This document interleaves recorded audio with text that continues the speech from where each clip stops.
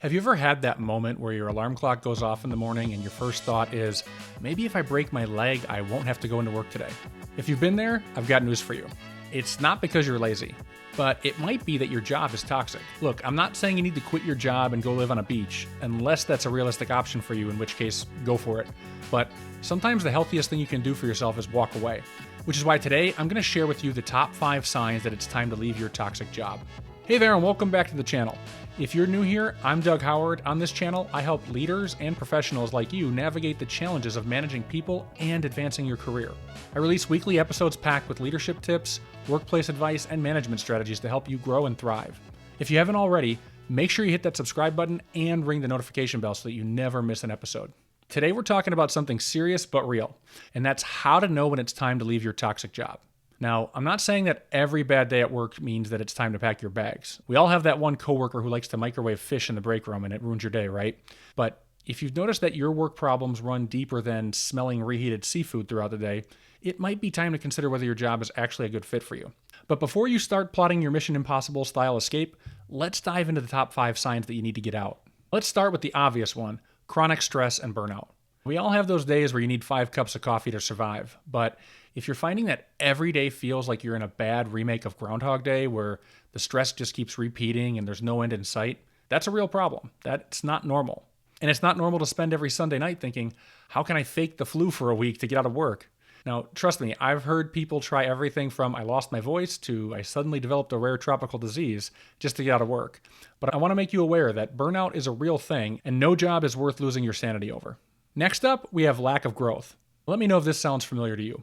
A friend of mine worked at a place where his boss kept saying, we're going to train you next quarter. And that quarter never came. It was just always, we'll get to it next quarter. We'll get to it next quarter. We'll get to it next year. I'm pretty sure there's a parallel universe where my friend is still waiting for that training. But the moral of the story is, don't wait for an imaginary next quarter or a next month or a next year to get the development that you deserve.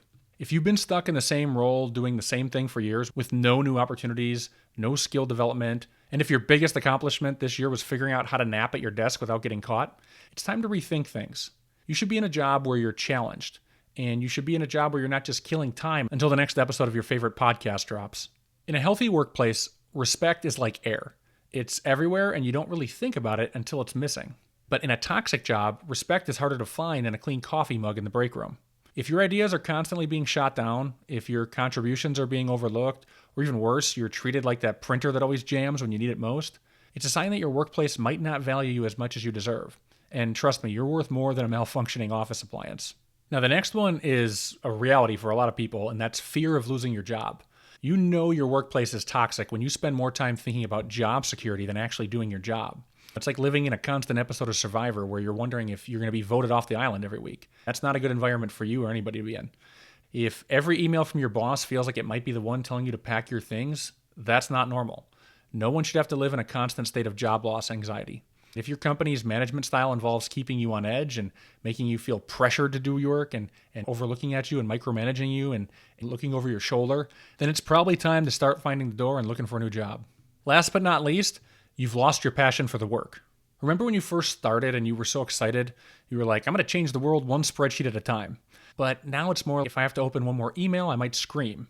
If your passion has evaporated faster than your lunch does from the communal fridge, it's a big sign that your job is draining you. Hey, even a job that pays the bills isn't worth it if it's killing your spirit in the process. Before we wrap up, let's recap those 5 signs: chronic stress and burnout, lack of growth, lack of respect, constant fear of being fired, and finally, losing your passion for the work.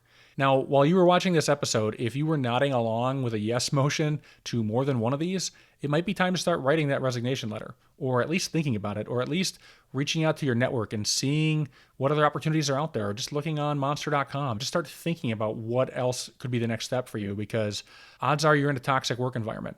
And remember this, life is way too short to spend it in a job that makes you daydream about spontaneous leg injuries that are going to get you out of doing work. Now, before you go planning your dramatic Jerry Maguire-style exit, what if the problem isn't the job, but it's your boss? Maybe you've got one of those bosses that makes Darth Vader look like a team player. If that's the case, I got you covered. In my next episode, I'm sharing strategies for dealing with a toxic boss, because sometimes it's not about leaving the job, it's about surviving the boss. So trust me, you don't want to miss this video. Thanks for watching.